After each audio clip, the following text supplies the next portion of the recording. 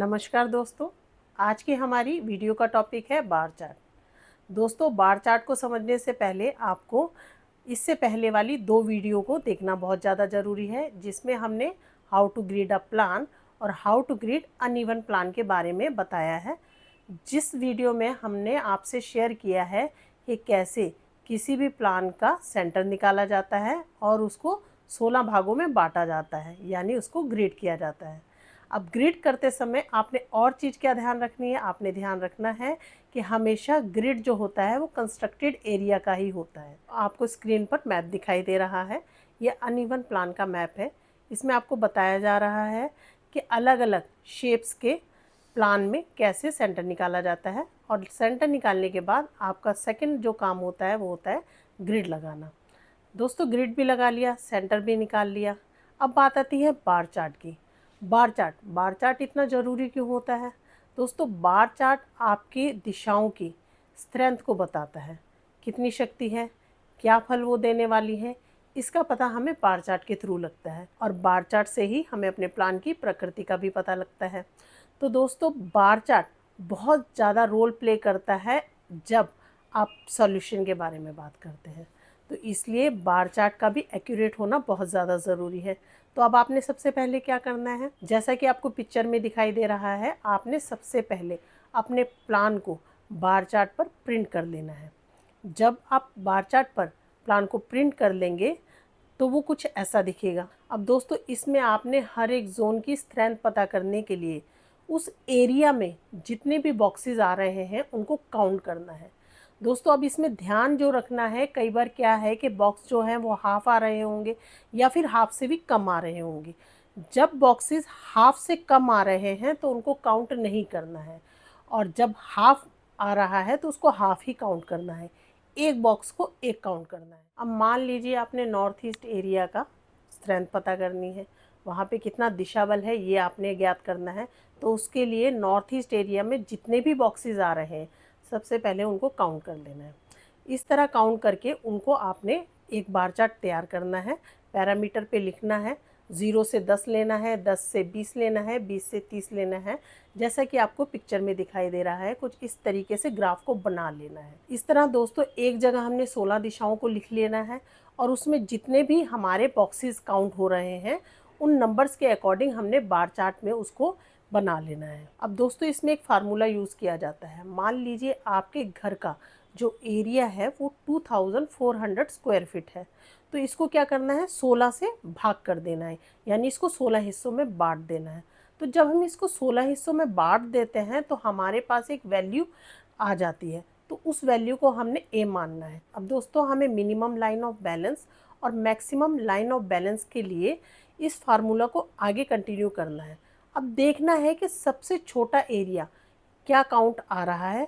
आपने जब bar chart में बॉक्सेस गिने हैं तो उसका क्या काउंट है, उसमें आपने जो हमारा वैल्यू निकल के आई थी उसको प्लस कर देना है, और अगेन उसको 2 से भाग कर देना है। दोस्तों, मिनिमम लाइन ऑफ बैलेंस क्या है? मिनिमम लाइन ऑफ बैलेंस ये बता रही है कि आपके घर में कम से कम उस जोन में इतनी पावर होनी चाहिए। और मैक्सिमम लाइन ऑफ बैलेंस क्या है कि यहाँ तक पावर होनी चाहिए। अगर ये उससे आगे जा रही है या दिशा बल बढ़ा हुआ है तो भी आपके जीवन में आपको उसके नुकसान देखने को मिलते हैं, और यदि दिशा बल घटा हुआ है यानी जोनल स्ट्रेंथ कम है तो भी आपको आपके जीवन में उसके नुकसान झेलने पड़ते हैं। दोस्तों, मिनिमम लाइन ऑफ बैलेंस और मैक्सिमम लाइन ऑफ बैलेंस का आपके घर में क्या प्रभाव देखने को मिलता है और आपके जीवन में इसका क्या यूज़ है, इसके बारे में बात कर लेते हैं। दोस्तों, आगे आने वाली वीडियो में मैं आपको 16 दिशाओं के क्या गुणधर्म है, क्या उनकी क्वालिटीज़ है, उसके बारे में बताऊंगी। अभी हम एग्जाम्पल के लिए साउथ ईस्ट को ले लेते हैं। तो साउथ ईस्ट की जो दिशा है वो कैश फ्लो के बारे में बताती है।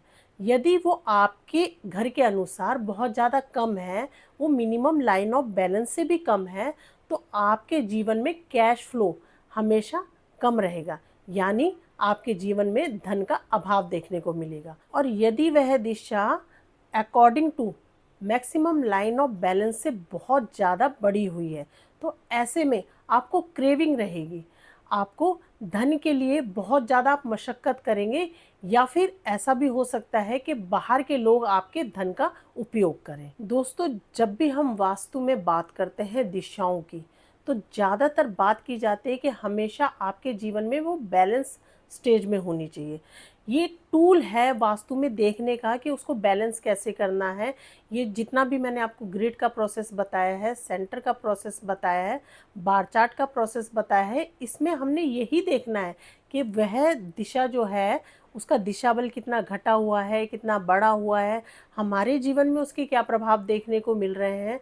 तो इससे हमने जज करना है और उसके अकॉर्डिंगली हम लोग आगे रेमेडीज़ पर काम करते हैं। दोस्तों, इन टूल्स के ज़रिए आपको ये पता लगता है कि आपकी एक्चुअल प्रॉब्लम क्या है और वो किस दिशा से कोरिलेट कर रही है और उसका सॉल्यूशन क्या है। जब हम एक्चुअल अपनी प्रॉब्लम पर बात करते हैं और सही सटीक समाधानों की बात करते हैं, तो हमेशा देखा जाता है कि ज़ोनल स्ट्रेंथ क्या बोल रही है, वो कम है या बढ़ी हुई है, उसके अकॉर्डिंग ही रेमेडीज़ जो है डिज़ाइन की जाती है या निकल कर आती हैं। तो आगे मैं आपको बताने वाली हूँ कि इस बार चार्ट से आप अपने घर की प्रकृति को कैसे जानें। दोस्तों, इसके लिए आपके घर की प्रकृति बार चार्ट के थ्रू ही निकाली जाती है।